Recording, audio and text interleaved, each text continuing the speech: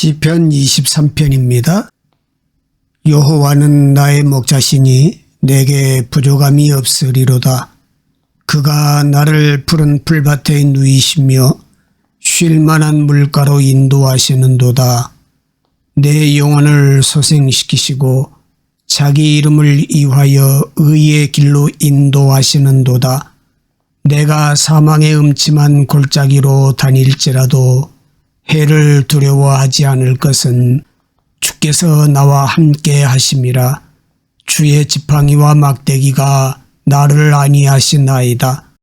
주께서 내 원수의 목전에서 내게 상을 차려주시고 기름을 내 머리에 부으셨으니 내 잔이 넘치나이다.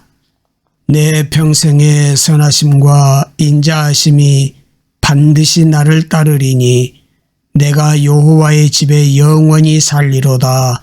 아멘. 시편 23편은 우리에게 익숙하고 잘 알려진 본문으로 우리 귀에 또 눈에 익숙한 내용입니다. 그러나 하나님의 말씀은 날마다 새로운 말씀이기 때문에 2025년 첫 걸음을 떼는 즈음에 이 말씀을 왜 이 시간 나에게 허락하실까? 오늘 들려주시는 새날의 말씀으로 받는 복이 있기를 바랍니다. 첫 마디가 여호와는 나의 목자시니 이렇게 시작하지요. 내 삶의 모든 문제는 이 고백 속에 다 종속되어 있다는 것입니다. 이 고백이 전제되지 않으면 어떤 것도 한 걸음도 내디딜 수가 없습니다. 그래서 항상 우리가 아침에 눈을 떠서 새 날을 맞을 때마다 이 고백이 우리의 DNA가 되어서 이 고백으로 눈이 열어졌으면 좋겠습니다. 어느 장로님이 중환자실에서 마취하셨는데 자꾸 웅얼웅얼 하더래요. 그래서 간호사분들이 의사들하고 자꾸 마취 중인데 왜 뭐라고 저러시지? 가만히 귀를 기울여 봤대요. 시편 23편을 외우고 계신 거예요. 무의식 중에서도 여호와는 나의 목자시니 내게 부족함이 없으리로다. 이야. 그때 만약에 미스김 그러면 어쩔 거예요? 대박 사고가 터지는 거지요. 사람의 무의식이 뭘로 지배되느냐 매우 중요합니다. 오늘 말씀은 여호와는 나의 목자시니 이것은 우리의 완전한 의식 세계와 의식을 넘어서 무의식 세계까지 지배된다는 말. 이건 번성화되어야 된다. 그 뜻입니다.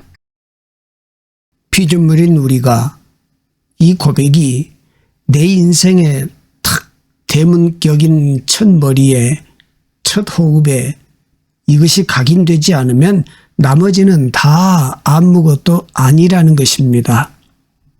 부족함이 없는 것도 이 고백이 전제되어야 부족함이 없는 것이지요. 그런데 이 고백은 시편에 많이 나옵니다. 그럼 우리가 이런 생각을 해보지 않겠습니까? 성경에 어떤 때는 하나님이라 그랬다가 또 어떤 때는 여호와라 그랬다가 그게 무슨 차이가 있을까요? 출애굽기 6장 2절 말씀에 보면 하나님이 모세에게 말씀하여 이르시되 나는 여호와이니라. 아멘. 여호와라는 말은 하나님에 대한 설명인지 사실 이름이 아닙니다. 자주 불리워지다 보니까 우리가 오해하기를 하나님의 이름은 여호와이시구나 이렇게 생각하지요. 아닙니다. 모세가요. 누가 보냈냐 그러면 제가 뭐라고 대답해야 할까요?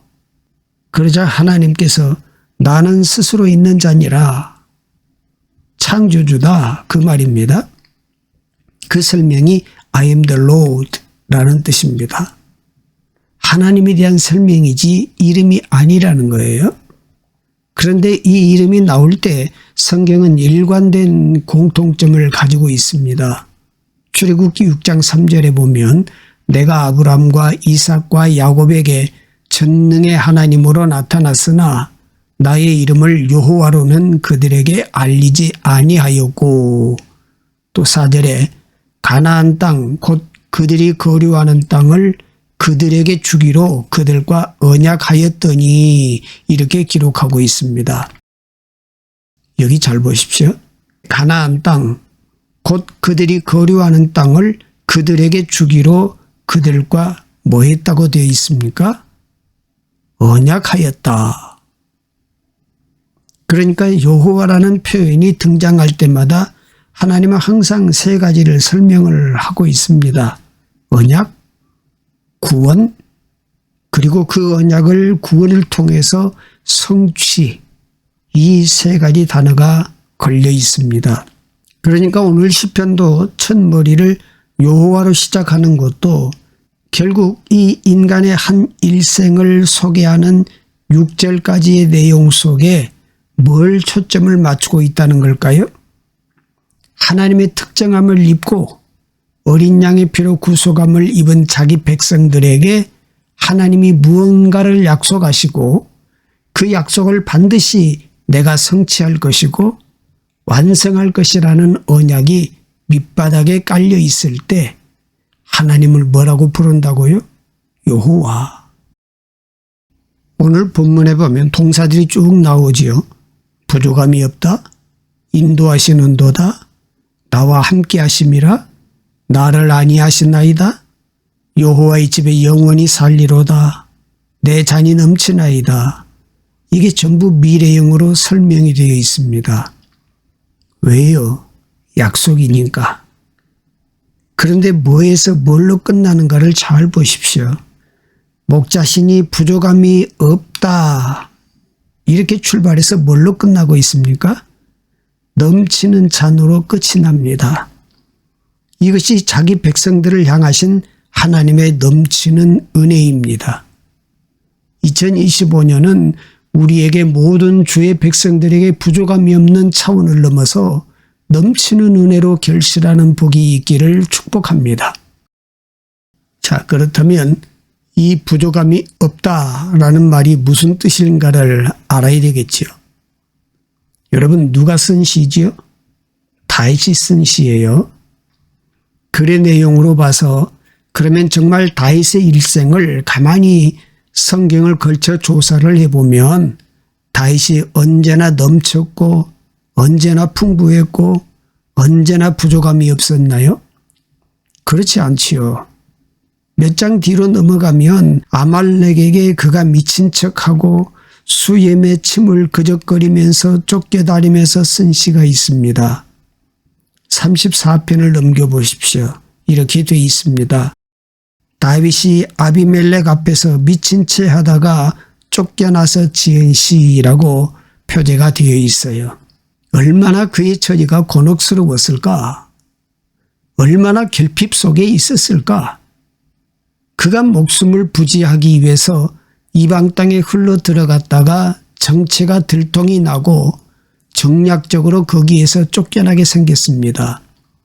그러자 1절을 보시면 내가 여호와를 항상 송축하며 내 입술로 항상 주를 찬양하리이다.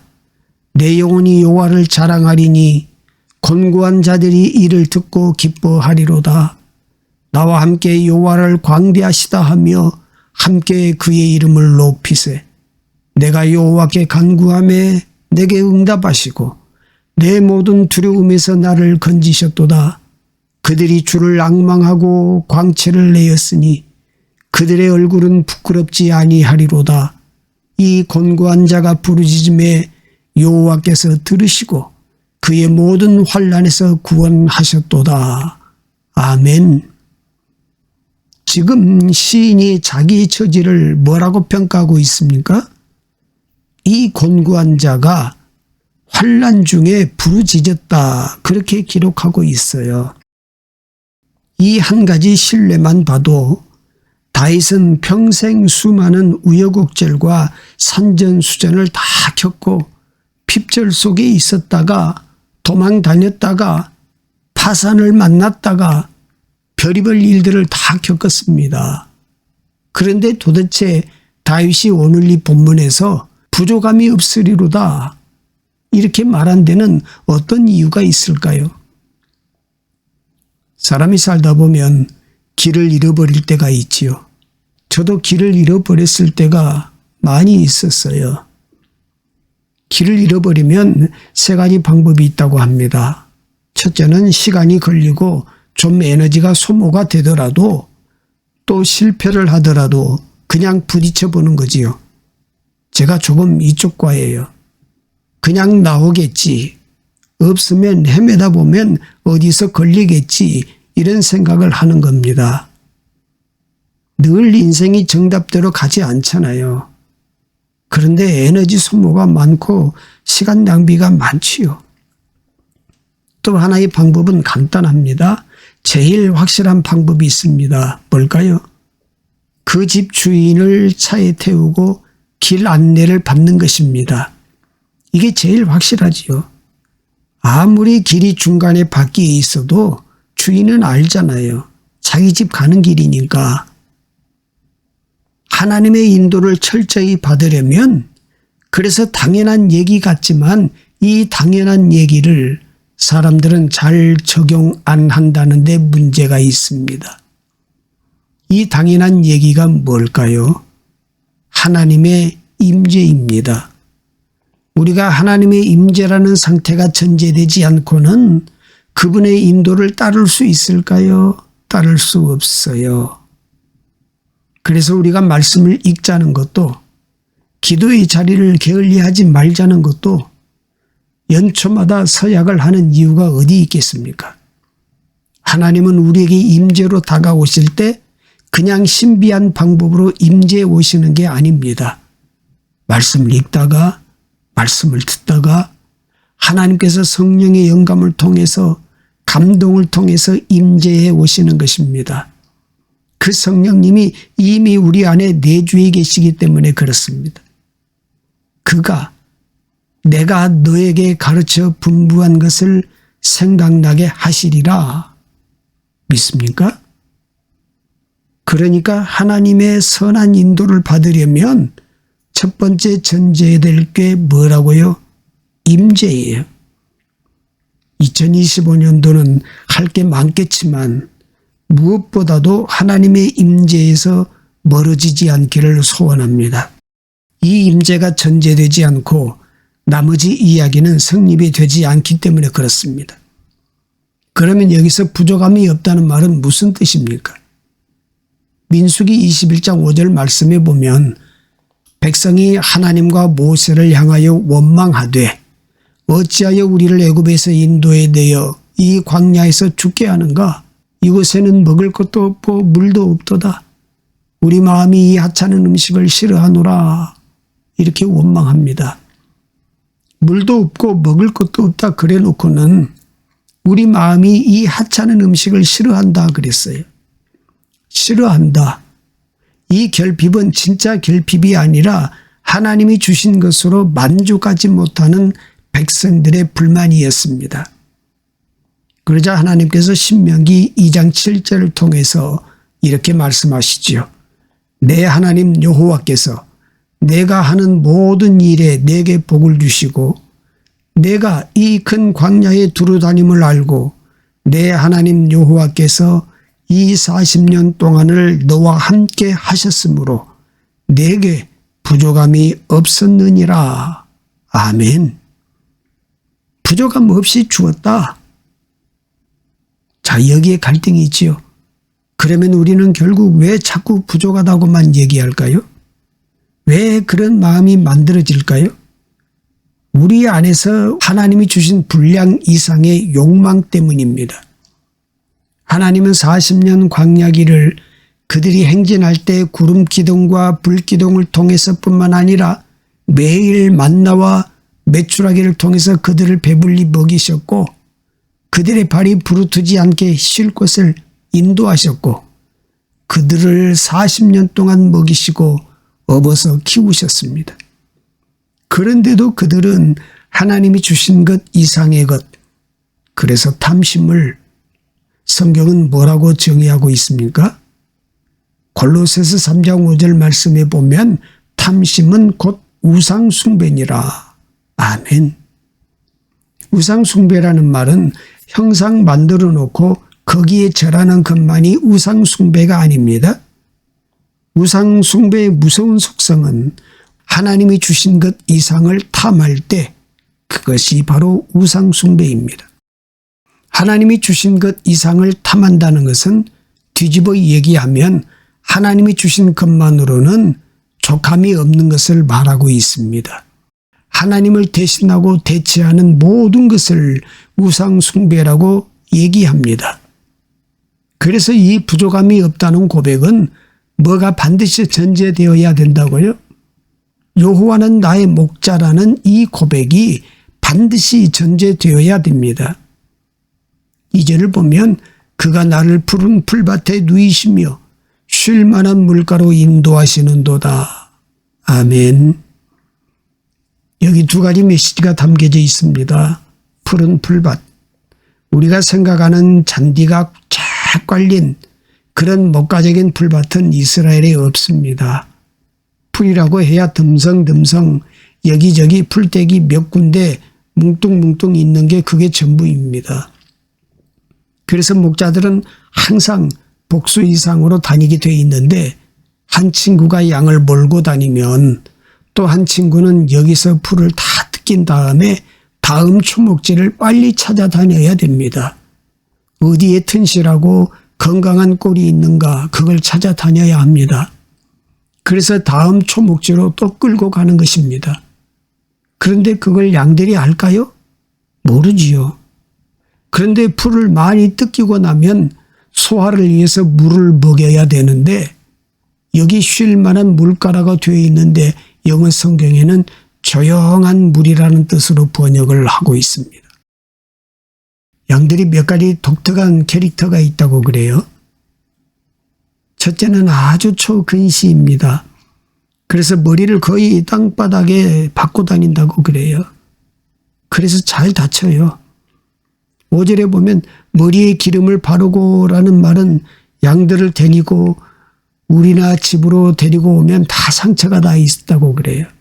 그래서 거기에 치료제인 기름을 발라주는 것입니다. 그 정도로 눈이 나쁘다는 거예요. 이건 어디에 풀떼기가 있는지 알 리가 없지요. 게다가 이놈들이 굉장히 겁이 많다고 합니다. 다리도 짧은 데다가 몸은 뚱뚱해 가지고 겁이 많아요. 그래서 물이 아주 빨리 흐르면 무서워서 물을 못 먹는다고 합니다. 그래서 목동들이 이 양을 물 먹이는 방법도 재미있어요. 첫 번째는 원초적인 물. 아침이 밝으면 풀에 맺힌 이슬들을 핥아 먹도록 안내를 한다든지, 두 번째 방법은 아주 근본적인 방법인데 우물가를 알아뒀다가 그 우물가에 데리고 가서 물을 떠서 먹이는 방법이 있다고 그럽니다. 그리고 오늘 본문은 세 번째 방법 중에 하나인데 우리도 어릴 적 겨울에서 놀 때 장마가 지고 난 다음에 가보면 물이 훨씬 급하게 흐르지요. 사람이 가운데 서 있어도 버티기 힘들 정도의 물살이, 그런 물은 양떼들이 절대 못 먹는다고 합니다. 그래서 어떡합니까? 막아요. 나지막한 개울들은 들어가서 돌멩이로 다 막아요. 그러면 물이 넘치면 넘치는 이후에 물은 빠르겠지만 고여있는 물은 고요해집니다. 그때 그 물을 먹이는 겁니다. 전부 누가 하는 작업이지요? 목동들이 하는 작업입니다. 마지막으로 제일 이해가 안 되는 본문이 4절입니다. 4절을 한번 보십시오.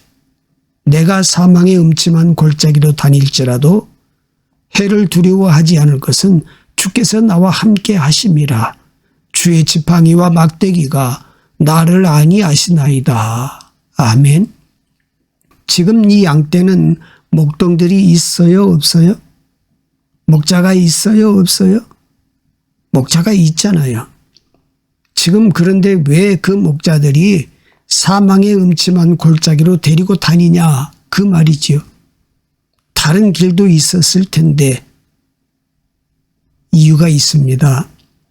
낮은 지역에서부터 불을 뜯기고 다니다 보면 점점 상등성이를 타고 올라갈 수밖에 없습니다. 그리고 계곡을 따라 상등성이를 타고 올라가야 오래 묵은 아주 푸른 꼴들이, 거기 아주 영양가가 높은 꼴들이 빼곡하게 거기에 있다고 하는 것이죠. 그걸 목동들이 미리 알아뒀다가 양떼를 그리로 몰고 가는 거지요. 그런데 문제는 이 꼴을 먹이기 위해서 양떼를 거기로 끌고 가야 된다는 것입니다. 그러면 양의 입장에서 생각을 해보시라고요. 우리 입장에서 한번 생각을 해보자고요. 우리 골탕 먹이려고 그러나? 무서워 죽겠는데 왜 이 길로? 목자가 길을 잘 아는 사람들일 텐데 왜 이 길로 우리를 끌고 오는 거야? 저기 사자도 보이고 맹수도 우글거리는 이 골목에 왜 우리를 이 길로 끌고 오는 거야? 이 소심한 양들이 초근시인데다가 무섭고 두렵고 마음이 얼마나 힘들겠어요. 꼭 우리가 인생길을 살아갈 때 그런 일들을 겪듯이 얼마나 두렵겠어요. 어떡하나? 이거 따라가도 맞는 거야? 이러다가 무슨 일 당하는 거 아니야? 저 돌멩이 떨어져서 우리 완전히 전부 전멸하는 게 아니야? 그런데 이제는 뒤로 돌아갈 수가 없습니다. 목자를 따라가는 길밖에 없어요. 그러다가 이 사망의 음침한 골짜기를 지나는 동안에 그 과정 속에서 자기도 모르는 사이에 목자와 초밀접한 관계가 이루어져요. 목자 곁에 바짝 붙어서 그 어느 여종보다도 목자와 초밀접한 관계가 형성이 되는 것입니다. 우리도 인생길을 돌아보면 죽을 것 같은 순간에 결국 하나님의 택한 백성들은 누구 찾았습니까? 하나님 찾았단 말이에요. 그런 거잖아요. 시간 남고 널널해서 하나님 찾는 사람 그리 많지 않습니다. 두 번째는 아래에서 먹은 영양가 있는 꼴들을 먹고 그 가파른 계곡을 산등성이를 목자를 따라 오종종한 걸음으로 옮기는 과정 그 중에서 소화력이 왕성하고 그게 전부 뼈로 가고 영혼이 튼튼해지는 것입니다. 그때만큼 영혼이 단단해지는 기간과 기회가 없는 것입니다. 믿습니까? 그리고 이 목자는 마지막에 6절을 보시면 이렇게 끝인다지요. 내가 여호와의 집에 영원히 살리로다. 아멘. 어쨌든 죽을 것만 같았던 그 혹독한 사망의 음침한 골짜기도 통과했다는 얘기입니다. 여러분, 이것은 인도받는 인생이지 이 양들이 어디로 가겠다 주장이 되어서 걸어왔던 길이 아니잖아요. 그래서 성경은 수동태로 인도하시리로다, 인도하시리로다 기록하고 있어요. 그러면 이 인도, 아니 주권이 양에게 있었다는 얘기인가요? 목동들, 목자들에게 있었다는 얘기인가요? 목자들에게 있었다는 얘기지요. 밝아온 2025년 이 한 해의 걸음 속에 우리들의 가정과 일터와 비즈니스 현장에 여호와의 인도하심, 여호와는 나의 목자라는 고백에 이어서 여호와의 집에 영원히 살리라는 놀랍고도 위대한 동거와 동행하심이 1년 내내 여러분 일터와 가정에 따르기를 주의 이름으로 축원하고 축복합니다. 기도하겠습니다. 권능으로 역사하시는 하나님, 살아가신 소중한 한 해가 내 뜻과 내 생각이 아닌 하나님이 주신 지혜로 살기를 원합니다. 세상의 기준을 따라 성공과 실패를 판단하지 않게 하시고 하나님의 말씀을 잣대로 판단하며 살게 해 주옵소서. 광야의 길을, 사막의 강을 만드신 하나님, 새로운 날 새로운 해를 허락하시고 생명의 길로 인도하심에 감사합니다. 하나님의 크고 놀라운 계획을 다 이해하지 못해도 묵묵히 순종할 수 있는 마음과 믿음을 주옵소서. 한 해 동안 슬픔과 근심거리가 없게 하시고 시온의 대로가 열리게 하여 주시옵소서. 한 해 동안 우리를 인도하실 터인데 하나님만을 온전히 신뢰하며 따라가게 하시고 여호와는 나의 목자시니 내게 부족함이 없다고 고백하는 우리 입술, 우리 개인, 우리들의 가정, 우리 나라가 되게 하여 주시옵소서. 상황과 환경에 따라 믿음이 흔들리지 않게 하시고 그리스도인의 덕목을 지키며 살아가게 하옵소서. 생명과 구원으로 이끄시는 예수님의 이름으로 기도합니다. 아멘.